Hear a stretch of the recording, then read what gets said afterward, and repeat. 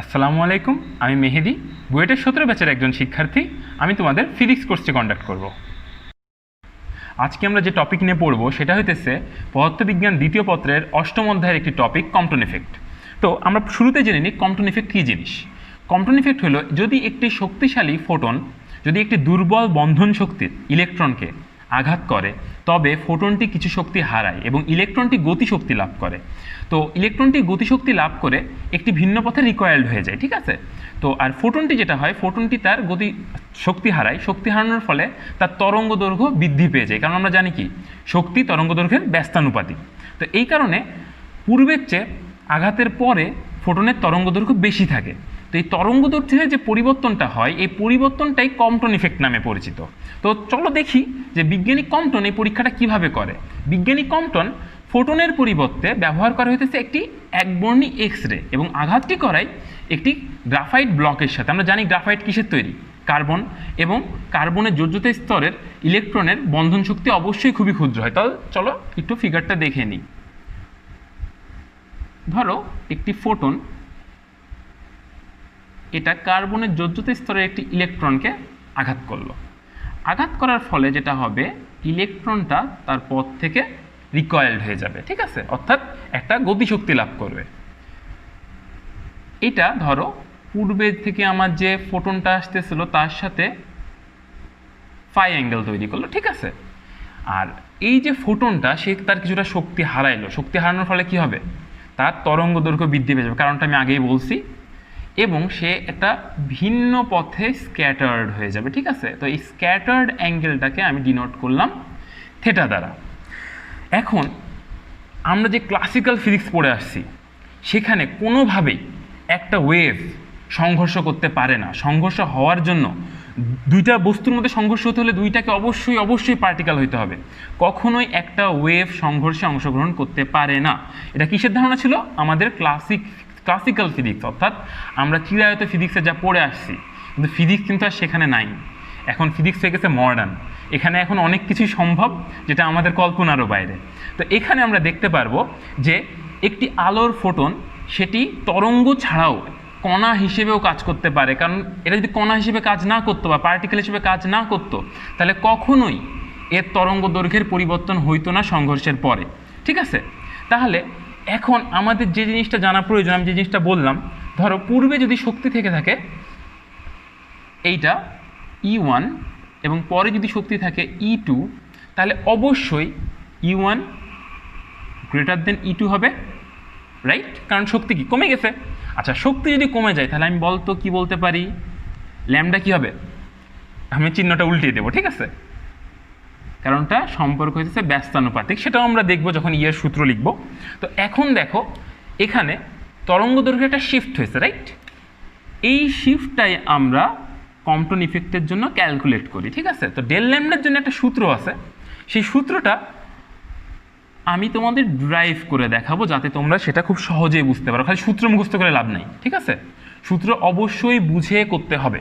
তো এই সূত্রটা ড্রাইভ করার জন্য আমার কি প্রয়োজন? এই সূত্রটা ড্রাইভ করার জন্য আমার যেটা প্রয়োজন সেটা হলো দুইটা বস্তুর মধ্যে অর্থাৎ দুটা কণার মধ্যে আমরা জানি যে সংঘর্ষ হলে কি কি হয়, এই সংঘর্ষটা কী ধরনের সংঘর্ষ সেটা আমাদের অবশ্যই জেনে নেওয়া দরকার। তো এই সংঘর্ষটা হইল ইলাস্টিক কলিশন, অর্থাৎ স্থিতিস্থাপক সংঘর্ষ। তো ইলাস্টিক কলিশনে কি হয় বলো তো? ইলাস্টিক কলিশনে যে জিনিসটা হয় সেটা হলো এখানে এনার্জি অ্যান্ড মোমেন্টাম, মোমেন্টাম মানে কি ভরবেগ, রাইট? তো এখানে মোমেন্টাম অ্যান্ড এনার্জি বোথ কনজার্ভড হয়, ঠিক আছে, কনজার্ভড হয় অর্থাৎ সংরক্ষণ হয়। তার মানে সংঘর্ষের আগে যে মোমেন্টাম ছিল এবং পরে যে মোমেন্টাম, এবং সংঘর্ষের আগে যে শক্তি ছিল মোট এবং সংঘর্ষের পরে যে মোট শক্তি, সেখানে কোনো প্রকার চেঞ্জ হয় নাই। ওকে, আচ্ছা, তাহলে এবার দেখো আমরা ভরবেগ সংরক্ষণশীলতার সূত্র থেকে আমরা কি পাই। ভরবেগ সংরক্ষণশীলতার সূত্র থেকে আমার অবশ্যই আদি ভরবেগ এবং শেষ ভরবেগ সমান হবে। এবার দেখি আদি ভরবেগটা কত কি ছিল। তো ফোটনের জন্য ধরো আমি ভরবেগটা ধরলাম পূর্বের ভরবেগ P1, ওকে, অ্যান্ড এই ইলেকট্রনের জন্য অর্থাৎ এইটাকে ধরো আমি নাম দিব P0, কারণ এটা আছে কি অবস্থায়, রেস্টিং অবস্থায়। অ্যান্ড সংঘর্ষের পরে আমার ফোটনটা যে ভরবেগ লাভ করলো সেটার আমি নাম দিলাম p2 অ্যান্ড ইলেকট্রনটা কি এখন অবশ্যই কি গতিশীল হয়ে গেছে, রাইট? আগে তার যে ভরবেগ সেটা শূন্য ছিল, বাট এখন কি তার একটা ভরবেগ অবশ্যই আছে। সেই ভরবেগটাকে আমি ডিটারমাইন করলাম PE দ্বারা। তাহলে এবার একটু দেখি তো তোমাদের মনে আছে কি না, ভরবেগ কী রাশি, ভেক্টর না স্কেলার? ভরবেগে বেগ আছে, রাইট? বেগ অবশ্যই কী রাশি, ভেক্টর রাশি। তাহলে আমার এখানে P1 বলো, P2 বলো বা PE বলো, সবাই ভেক্টর রাশি। তাহলে সামটা আমার কী করতে হবে, অবশ্যই ভেক্টর আকারে করতে হবে। তাহলে দেখো আমি এখানে লিখতে পারি P1 plus 0 is equals two P2 plus P, right? আচ্ছা, এখান থেকে দেখো আমি P কে এক সাইডে নিয়ে আনলাম, ইকুয়াল টু আমি কি লিখতে পারবো এখন বলতো, P1 মাইনাস P2। ওকে, আচ্ছা এবার দেখো এটা ভেক্টর, রাইট?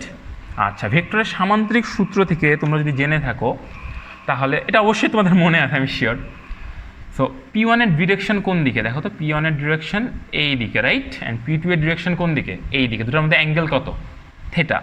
তাহলে এখানে ভেক্টরের সামান্তরিক সূত্র থেকে আমি খুব সহজে এটা লিখতে পারি না, দেখো P square equal to P1 minus P2, that means P1 square plus P2 square minus 2P1 P2, তাদের মধ্যবর্তী অ্যাঙ্গেল কত, থেটা। So cos theta. আমার কিন্তু এই জিনিসটা অনেক অনেক কাজে লাগবে, ঠিক আছে? সামনের প্রমাণে এই জিনিসটা দেখো খুব সহজেই বুঝে গেলে কিন্তু, P square equals to P1 square plus P2 square minus 2P1 P2 cos theta. এটাই আমরা পাইলাম কি থেকে, কারণ সংঘর্ষের ফলে, ইলাস্টিক সংঘর্ষতে ভরবেগ কী হয়, অবশ্যই সংরক্ষিত হয়। তাহলে এবার ইলাস্টিক সংঘর্ষে আরও একটা জিনিস সংরক্ষিত হয়, সেটা হইতেছে শক্তি বা এনার্জি। এনার্জি কী রাশি, এনার্জি একটা স্কেলার রাশি, কারণ কি এনার্জি এক প্রকার কাজ, রাইট? আচ্ছা, বা কাজ করার ক্ষমতা। এখন আমরা একটু দেখব যে এখানে কোনটার এনার্জিটা কি। আচ্ছা, একটা ফোটনটা আসলে কীভাবে আসে, ওয়েভ হিসেবে আসে, রাইট? এর কোনো ভর থাকে না। তো এইটার এনার্জিকে আমরা ডিনোট করতে পারি E1 is equals to hc lambda 1, বা এটাকে জেনারেলি কি আমরা hf1 এই হিসেবে জেনে থাকি, ঠিক আছে? এটা কিন্তু আর একভাবেও লেখা যায়, সেটা হইল P1c। এটার কারণ কি বলতো, কারণ হইল P1 is equals to h by lambda 1 হবে, ঠিক আছে? আমরা জানি যে একটা তরঙ্গের জন্য যে ভরবেগ, অর্থাৎ যার ভর নাই বাট বেগ আছে, ঠিক আছে, তাদেরও কিন্তু আসলে ভরবেগ আমরা ক্যালকুলেট করতে পারি। এটা অবশ্যই আমরা ক্লাসিক্যাল ফিজিক্স অনুযায়ী পারি না, এটা কিন্তু আমরা পারি কি থেকে, মডার্ন ফিজিক্সের সূত্রগুলো থেকে। তাহলে এখানে দেখো আমি যেহেতু জানি P ইকুয়াল টু কি h by lambda 1 and E1 is equals to hc by lambda 1, সেখান থেকে আমি বলতে পারি কি E1 equal to P1c। Similarly আমি এখানে E2 সমান কি পাবো, E2 সমান পাবো আমি P2c। আচ্ছা, এইটা গেল আমার ফোটনের এনার্জি। তাহলে আমার একটু জানা উচিত যে আমার ইলেকট্রনের এনার্জিটা কি, রাইট? আচ্ছা, ইলেকট্রন যখন রেস্ট অবস্থায় ছিল তার মধ্যে অবশ্যই কি মাস ছিল, রাইট? তার ভর ছিল। তো এই ভরটার জন্য তার যে শক্তি সেটা কিসের সমান হবে বলো তো? আমরা কিন্তু সেটা জানি, সেটা হয় E নট দ্বারা আমি মানে ডিনোট করি, ঠিক আছে? এটাকে E নট দ্বারা ডিনোট করলাম, সেটা হবে MEC স্কোয়ার। ওকে, এখানে MEC স্কোয়ার লিখলাম, এখানে ME হইতেছে ইলেকট্রনের ভর অ্যান্ড সিটা হইতেছে আলোর বেগ।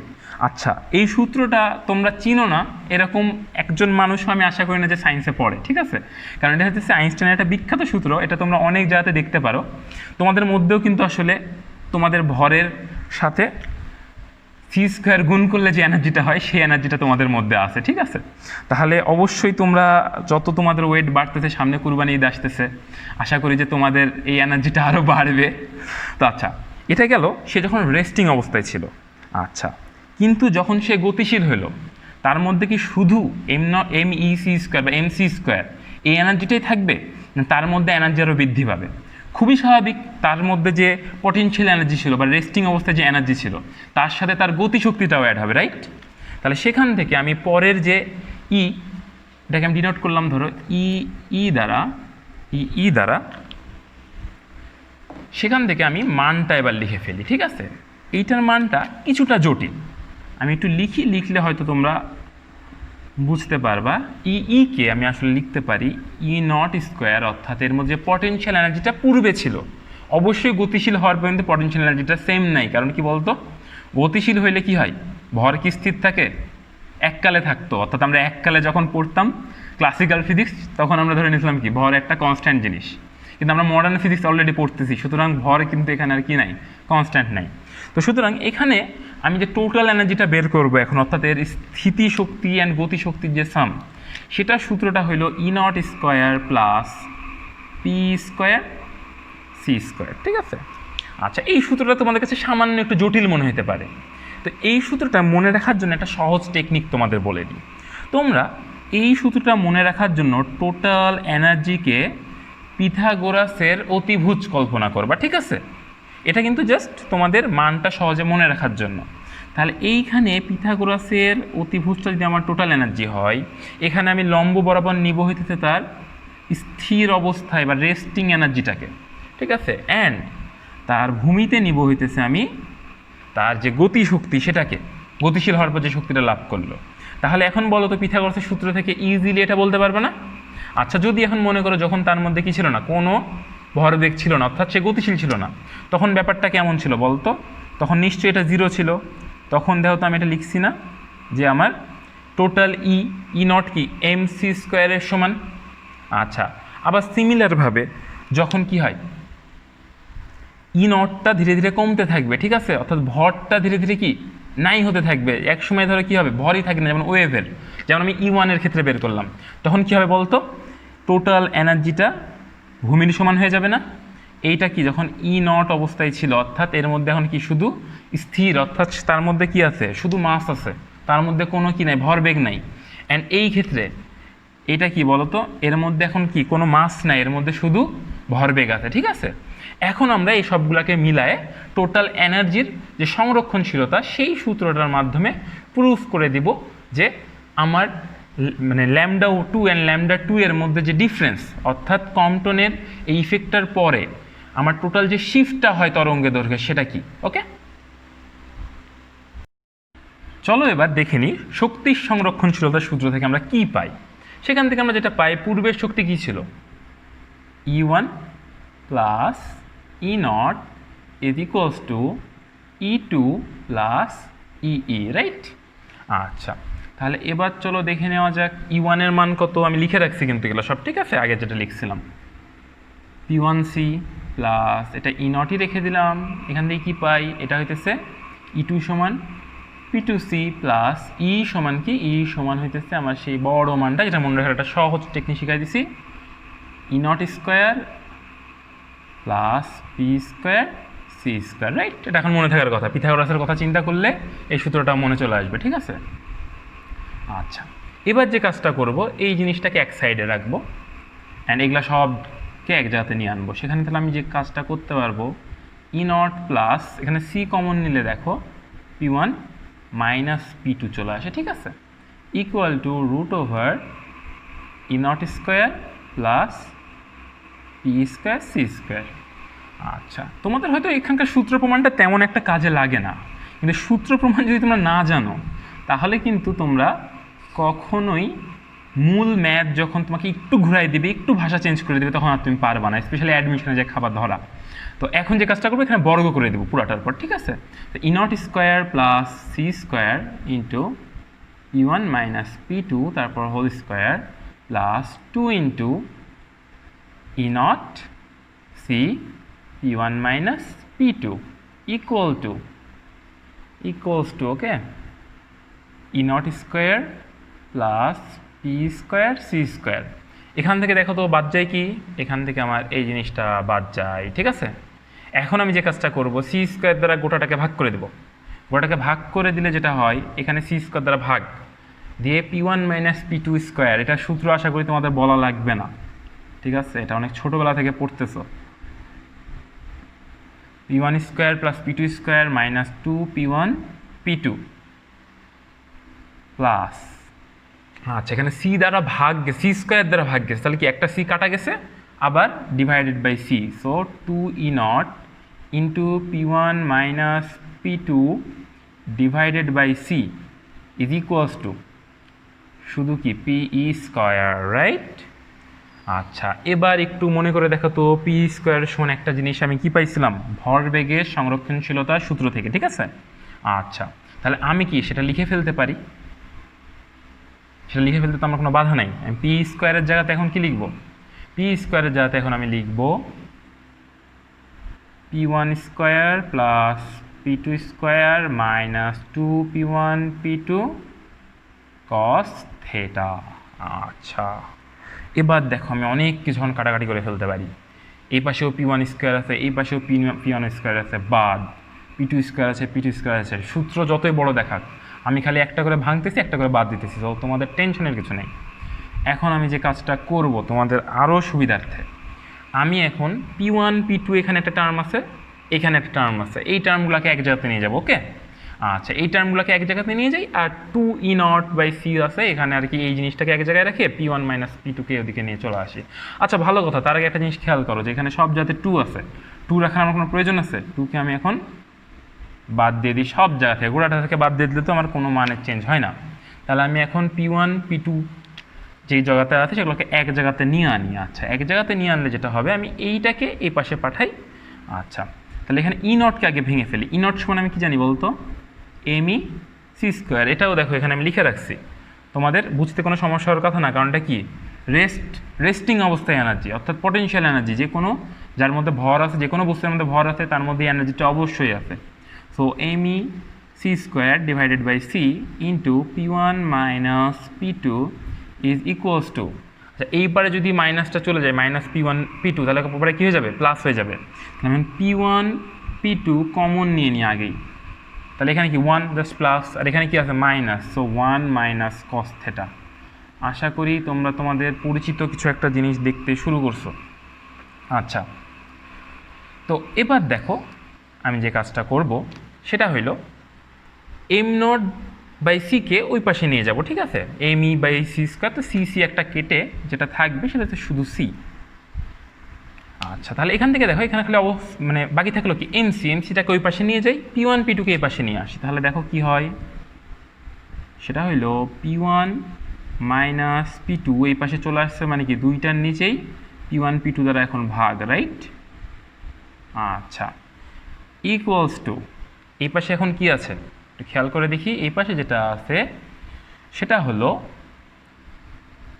1 by M E C, right? একটু ভালো করে খেয়াল, উপরে যেহেতু উপরে আছে এই পাশে আসলে পক্ষান্তর নিয়ে নিচে চলে যাবে, 1 by M E C into 1 minus cos theta.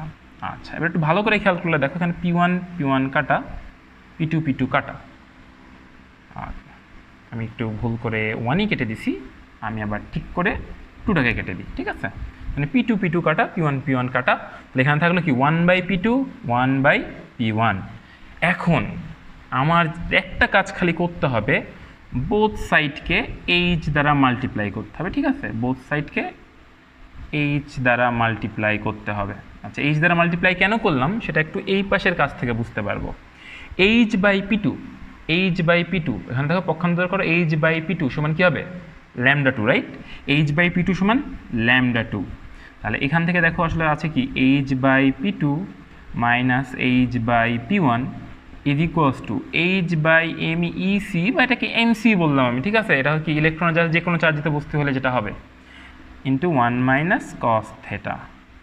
আচ্ছা, এবার একটু ভালো করে দেখো, এটা সমান আমি আসলে লিখতে পারি del lambda or lambda 2 minus lambda 1, অর্থাৎ আমার কম্পোনেন্ট ভেক্টর যে শিফটটা হয় H by M C into 1 minus cos theta. এই সূত্রটার সাথে তোমরা খুব পরিচিত না? আমি মোর দেন শিওর যে তোমরা এই সূত্রটার সাথে অনেকটা পরিচিত। আজকে একটু ভালো করে, এটার প্রুভও হয়তো তোমরা দেখছো, বাট সহজভাবে দেখা নাই। এখন আশা করি যে তোমরা বুঝতে পারছো যে এই সূত্রটা কীভাবে খুব সহজে চলে আসলো। এখন এটার কিছু অ্যাপ্লিকেশনস বা এটা সাধারণ কিছু ব্যবহার আমরা একটু দেখে নেব, ঠিক আছে? ওকে, আমরা আমাদের দেখো ফাইনাল সূত্রটা এখন পেয়ে গেছি, অর্থাৎ ল্যামডা 2 মাইনাস ল্যামডা 1 তরঙ্গ দৈর্ঘ্যের যে পরিবর্তন হয় সেটার। আমরা এখন একটা স্পেশাল কেস দেখব যেখানে theta is equals two 90 degree, ঠিক আছে? অর্থাৎ লম্বভাবে পুরোপুরি চলে গেছে এরকম ক্ষেত্রে। এরকম ক্ষেত্রে যেটা হয় cos থিটা সমান কত হয় বলতো? cos থিটা সমান হয় 0। দ্যাট মিন্স এখানে ডেল ল্যামডাটা হবে h/mc। এই যে স্পেশাল কেস অর্থাৎ 90 ডিগ্রি যখন হয় del lambda equal to h/mc হয়, বা এই সূত্রের h/mc এই পার্টটুকুটার একটা স্পেশাল নাম আছে, সেটা হইল কম্পটন ওয়েভলেন্থ, অর্থাৎ এই মানটাকে বলে কম্পটন ওয়েভলেন্থ। আচ্ছা, এবার তোমরা একটু ভালো করে খেয়াল করলে দেখো এখানকার সবগুলা জিনিসই কনস্ট্যান্ট। এইচ একটা constant, Planck's constant, right? M কি? ইলেকট্রনের ভর। সি কি? লাইটের ভেলোসিটি। সুতরাং এটাতে যে ভ্যালুটা আসে সেটা হইতেছে 2.43 ইন্টু 10⁻⁻12 মিটার। এটা ধরো একটা মুখস্থ মান, এমসিকিউর জন্য এটা খুবই ইম্পর্টেন্ট একটা ভ্যালু, ঠিক আছে? আচ্ছা, এবার এটার প্র্যাকটিক্যাল মানে কম্পটন ইফেক্টটা শিখলাম, এটা আসলে কোথায় ইউজ হয় আমাদের ডেইলি লাইফে বা বলতে পারো সায়েন্সের ক্ষেত্রে, সেটা একটু জেনে নেওয়া উচিত না আমাদের? আচ্ছা, সেটার জন্য আমি যে জিনিসটা বলি যে এটার প্র্যাকটিক্যাল অ্যাপ্লিকেশন, যদিও তোমাদের খুব একটা কাজে লাগবে এমন না, তাও একটু জেনে রাখো। একটা হইতেছে রেডিও বায়োলজি, ঠিক আছে? রেডিয়েশন সম্পর্কে তো আইডিয়া আছেই আশা করি। আচ্ছা, রেডিও বায়োলজিতে এটা ইউজ হয়। আর একটা হয় গামা স্পেকট্রোস্কোপি, ঠিক আছে? এই দুইটা ক্ষেত্রে এটা প্র্যাকটিক্যালি ইউজ হয়। এবার চলো আমরা একটু ম্যাথমেটিক্স দেখে নিই এটা, ঠিক আছে? সূত্রটা তো বের করলাম, সূত্র দিয়ে কী ম্যাথ করবো সেটা দেখে নেওয়া উচিত। চলো ম্যাথটা দেখে আসি। আচ্ছা, তো এবার চলো ম্যাথটা একটু দেখে নিই, কম্পটন ইফেক্ট থেকে কীরকম ম্যাথ থাকতে পারে। ওকে, তো এখানে যে ম্যাথটা দেওয়া আছে সেটা একটু খেয়াল করে। একটি কার্বন ব্লক হতে ল্যামডা ইকুয়াল টু 1 অ্যাংস্ট্রম তরঙ্গ দৈর্ঘ্যের এক্স রশ্মি 90 ডিগ্রিতে আপতিত ফোটনের সাপেক্ষে বিক্ষিপ্ত হলে বিক্ষিপ্ত ইলেকট্রন ফোটন হতে কী পরিমাণ গতিশক্তি লাভ করে? আচ্ছা, তাহলে এবার বলো তো যে একটা ফোটন থেকে একটা ইলেকট্রন যে গতিশক্তিটা লাভ করে, এই শক্তিটা কোথা থেকে আসে? এই শক্তিটা সেখান থেকে আসে যেখানে ফোটনটা তার কিছুটা শক্তি ইলেকট্রনকে দান করে, ফলে কি ইলেকট্রনটা গতিশক্তি লাভ করতে পারে। তাহলে গতিশক্তির পরিমাণটা কী হবে বলতো? ফোটনটা অবশ্যই যে পরিমাণ শক্তি হারাবে সেইটা। আচ্ছা, তাহলে আমি একটা জিনিস বলতে পারি, দেখো এর আগে মানে সংঘর্ষের আগে যে অবস্থাটা ছিল সেটা কীরকম, যে শুধুমাত্র E1 ছিল, ঠিক আছে? শুধু E1 ছিল, অর্থাৎ ব্যাপারটা হচ্ছে যে এটাকে আমি ধরলাম যে আমার আপতিত ফোটনের শক্তি E1, ঠিক আছে? E1টা আমার আপতিত ফোটনের এনার্জি E1। এটাকে আমি ধরো আমি লিখতে পারি hc/λ1। এটা আমি বলতে পারি আপতিত ফোটনের শক্তি।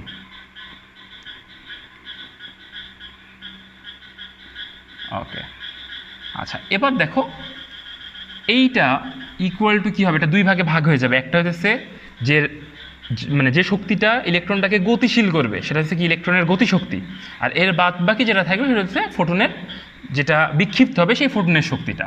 তো সেটাকে ধর আমি ডিনোট করলাম E2 দ্বারা, এটা বিক্ষিপ্ত ফোটনের শক্তি, প্লাস আমি এখন বলতে পারি কে দ্বারা ডিনোট করলাম হইতেছে আমি ইলেকট্রনের গতিশক্তিকে। আমি এই কে এর ভ্যালুটাই বের করবো এখানে, ঠিক আছে? আচ্ছা, E2 কে এখন দেখো আমি লিখতে পারি hc/λ2। আচ্ছা, এখানে λ2 এর মানটা কি হবে? অর্থাৎ একটা জিনিস একটু চিন্তা করে দেখো যে আগে কি ছিল? ল্যামডা ছিল 1 অ্যাংস্ট্রম, এখন ল্যামডাটা কি হবে? অবশ্যই বৃদ্ধি পাবে। এই বৃদ্ধি পাওয়ার কারণটা কি? কারণটা হলো আমরা জানি যে শক্তির সাথে তরঙ্গদৈর্ঘ্যের সম্পর্কটা হলো ব্যস্তানুপাতিক। তার মানে আমার যখনই শক্তিটা হ্রাস পাইছে তরঙ্গদৈর্ঘ্য কী হয়েছে? কিছুটা বৃদ্ধি পাইছে। এখন দেখো কম্পটন শিফট থেকে আমরা আগের দিন শিখছিলাম একটা জিনিস শিখছিলাম, সেটা কি বলতো? Del lambda is equals to h/mc into 1 - cos θ। এই সূত্রটা মনে পড়ে? ওকে, এই সূত্র থেকে একটু খেয়াল করে দেখো, আমার এখানে 90 ডিগ্রি কেস দেওয়া আছে। আমি 90 ডিগ্রি কেসটাও কিছুক্ষণ আগে দেখালাম তোমাদের। সেই কেসে ডেল ল্যামডা হয়ে যায় শুধু h/mc, রাইট? আচ্ছা, এবং সেটার মানটাও আমরা জানি। সেটার মানটা কত? সেটার মানটা হইল 2.43 ইন্টু 10⁻⁻12 মিটার। ওকে, এই জিনিসটা আমরা অলরেডি শিখছি।